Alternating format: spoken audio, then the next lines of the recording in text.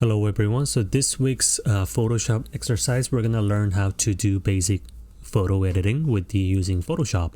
So Photoshop, as in the name suggests, is very good for photo editing, and especially if you really want to get into and then manipulate the raster image. So what we have here is just beautiful Toyota Land Cruiser right here, and for this week's assignment I want you to pick a photo. Any photo will do, and then we're going to start playing around both destructive and non-destructive editing methods. So there are two editing methods in Photoshop. So first we're going to take a look at the destructive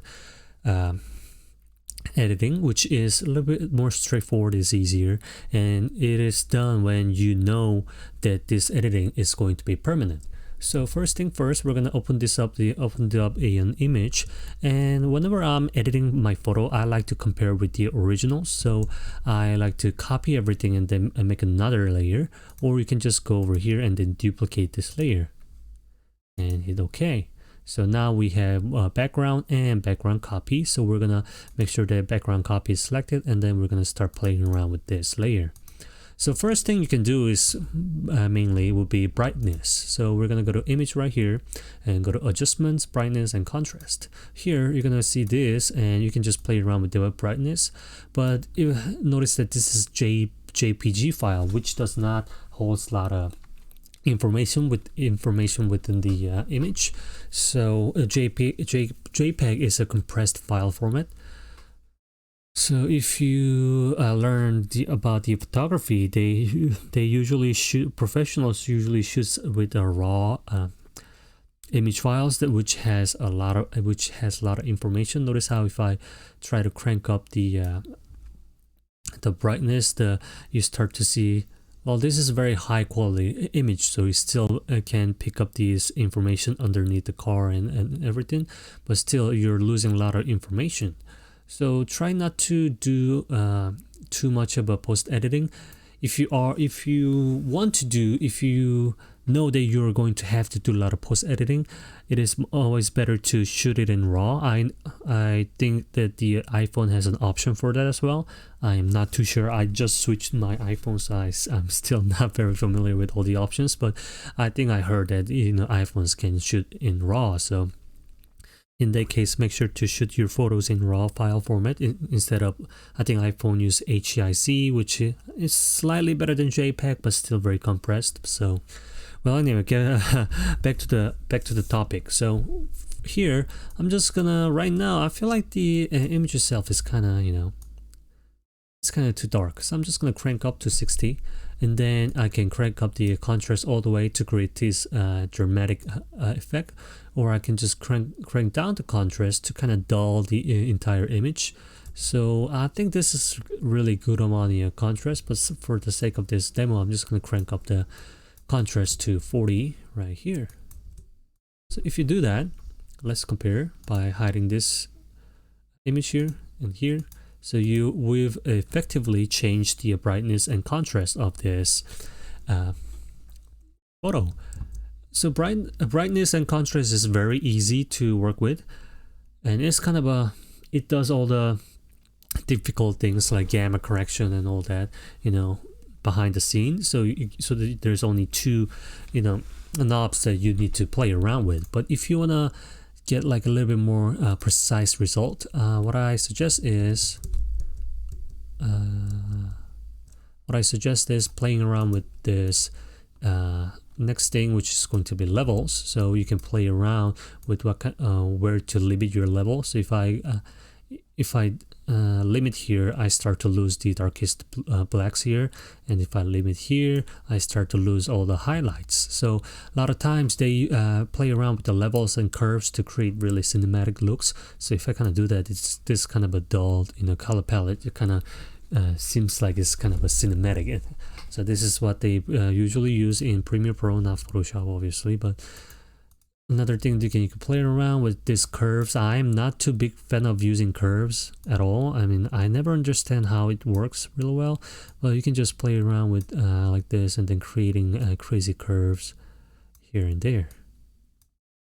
You can do really funky things like that, but I mean, that is That looks weird. And you can also select just one color and then apply a curve to it. So let's play around with that. So let's go to curves and RGB. No, there's a lot of reds in here and there. If I want to bump up the reds a little bit, I can just crank it up a little bit. If I want to isolate the green and then just remove it, I can do that as well with the curve. And blue, I'm gonna crank it up all the way. So that is another way that you can play around. And also there's a different presets in here and there. So kind of cool. So just play around with this. Oh, come on. And the next thing that we're gonna be looking at is another thing that I use a lot, which is hue and saturation. So with hue and saturation, you can kind of change the hue of the entire photo. So if you push it to its limit, you're going to start to lose the image quality here and there. But notice how you can change the hue and then also the saturation and the lightness as well. So this is how the hue and saturation is used. This hue option is very useful when you have like a graphic design logo and you just want to change the color palette of that element.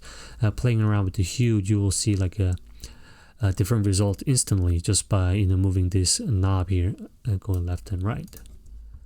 And another thing that I use a lot as well is the color balance. This is great when you're doing like when you want to create like a really emotionally charged photography or some things like that. So obviously in this photograph, it is I can tell that it has been applied with a lot of artificial orange in this photograph, just to kind of charge the photograph with more emotion and energy. So if this photo has less orange, it would have been much boring in the picture. No, I think in real life it'll look something like that. But just by adding that orange, it just kind of it makes the entire photograph more energetic just by adding that layer. This is original, and this must have been like an original straight out of the camera. And I think the artist who took this photo applied this kind of a filter. I don't want to say filter, but that is what they use a lot, this orange kind of a filter to it. So we're gonna undo that. Come on, there you go. Alrighty, so there's other adjustments in here and there. There's an invert, there's color lookup, photo filter, black and white, and things like that. But these 1, 2, 3, 4, 5, 6, 7, those are the mostly things that you will end up using, because all the other on the bottom is you can achieve all this with playing around with these settings right here. So that is how destructive photo editing method of photo editing works. It is destructive because we are literally adjusting the pixel by pixel. So if I crank up the brightness, I am literally making each pixels becoming brighter. So there is one way of doing this, and another way of photo editing is non-destructive editing. This is useful when you don't want to be too destructive to your original photo.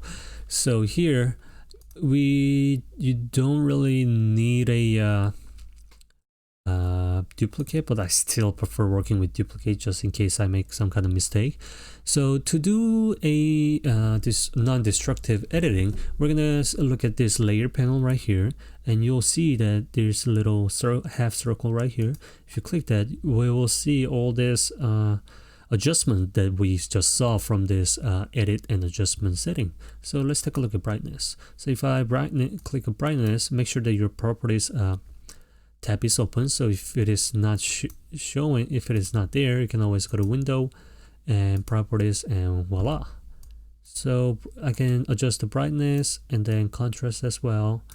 And here, unlike the destructive photo editing method, you create this kind of another masking layer. So if you hide that masking layer, it's gonna give you that original photo. So this is why it's called non-destructive editing, because we're not actually altering each pixel by pixel. We're just applying like a filter on top of the original masking filter on top of the original picture. So I'm gonna do another thing. Go to here and color balance. I'm gonna charge it with blue this time. Kind of a purple at the same time. I'm gonna make it a little extreme. Alrighty, so if I do that, still, if you just hide this, if you hide those two, which is applied to the layer right here, background copy, we can still get that original. And also by placing the order of these two editing masking layer, you can tell that there is a difference, because it is color balance is applied first and then brightness and contrast applied next. So if you just play around, it'll kind of shift here and there a little bit. So alrighty, so that's the two-way of editing your pictures. So for this week's assignment, I want you to just pick a photo and then play around with this. Play around with both of the editing technique and produce me a picture that you enhanced. I don't want to say enhanced, but you give me a photo that you post edited. So it could be anything. It could be your selfie. It could be a shot of a landscape or anything like that. But if you, for instance, for landscape, if you shot it at the sunset, just by adding that orange layer, layer on top of it, it'll really boost that visual imagery. So just give me and also if you shot like your selfie, but you don't like the color, you look too green or you look too red, you can play around with the color balance to correct it and make it a lot better. So for this week's assignment, just give me a photo of original and enhanced through the post editing using the Photoshop, and just load those two images, and that'll be it for this week's assignment. So if you have any questions, just let me know, and I'll see you guys on the next video.